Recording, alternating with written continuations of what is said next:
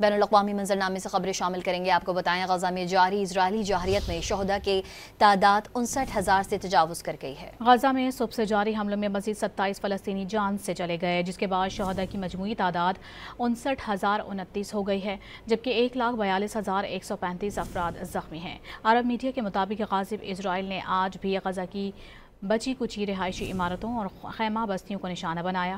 Gaza city میں پانی کے پلانٹ پر حملے میں 5 شہید اور کئی زخمی ہوئے۔ لاشوں اور زخمیوں کی اسپتال منتقلی کے دوران شدید شیلنگ کی گئی۔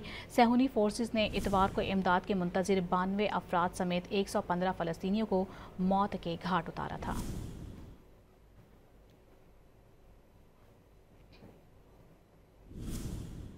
بین الاقوامی منظرنامے سے خبریں شامل کریں گے۔ آپ کو بتائیں غزہ میں جاری اسرائیلی جارحیت میں شہداء کی تعداد 59,000 سے تجاوز کر گئی ہے۔ غزہ میں صبح سے جاری حملوں میں مزید 27 فلسطینی جان سے چلے گئے، جس کے بعد شہداء کی مجموعی تعداد 59,029 ہو گئی ہے، جبکہ 1,42,135 افراد زخمی ہیں۔ عرب میڈیا کے مطابق غاصب اسرائیل نے آج بھی غزہ کی بچی کچی رہائشی عمارتوں اور خیمہ بستیوں کو نشانہ بنایا۔ غزہ سٹی میں پانی کے پلانٹ پر حملے میں 5 شہید اور کئی زخمی ہوئے۔ لاشوں اور زخمیوں کی اسپتال منتقلی کے دوران شدید شیلنگ کی گئی۔